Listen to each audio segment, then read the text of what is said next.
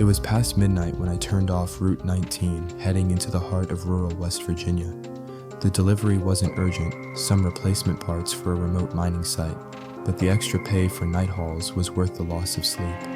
The radio was dead out here, nothing but static.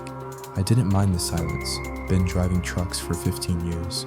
Solitude and blacktop are old friends. The moon was thin, barely more than a sliver behind scattered clouds.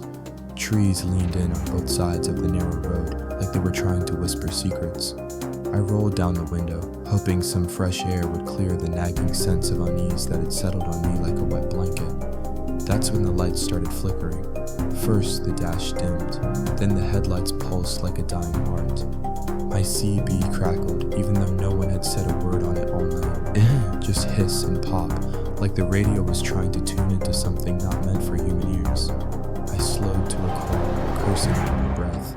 Couldn't afford a breakdown in the middle of nowhere. I reached for my phone, no signal, figures. Then I saw it.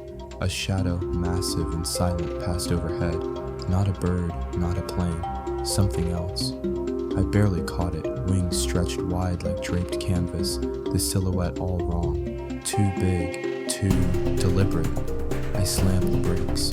The rig skidded slightly on the gravel shoulder. I leaned out the window, heart thudding, nothing. But then, there, perched on a crooked road sign maybe 50 yards ahead, its eyes burned like twin coals.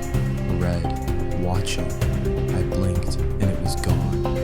Goosebumps prickled my arms. I wanted to turn around, call it quits, head back to the last gas station I passed an hour ago. But the road was too narrow and the forest too close.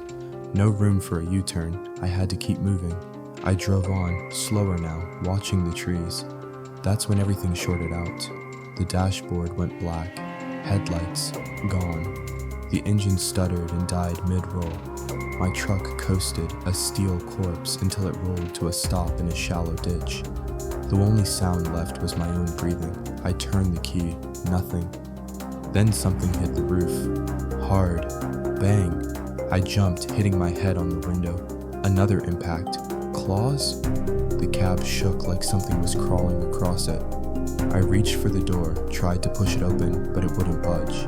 Jammed, and then a face appeared at the windshield. Not a face, really, more like a shape, blacker than the night around it. Two glowing eyes, no mouth, no expression, just mere presence.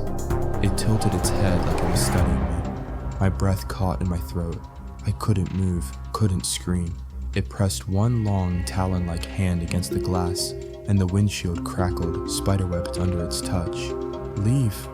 I heard it, though the thing didn't speak. The word was inside my head, like it had been in there the whole time, just waiting. The pressure lifted, the windshield cleared, and in a blink it was gone. I don't know how long I sat there, shaking. Eventually the dash lights flickered back to life. The engine roared to life like it had never died. I drove the rest of the way without stopping, white-knuckled and praying. When I reached the mining site, I refused to make the return trip. Left the keys in the cab, called the company, and told them I quit. They can keep the truck, they can keep the roads because I saw it. And I believe the stories now. The Mothman is real. And I don't think I was supposed to live to tell this story.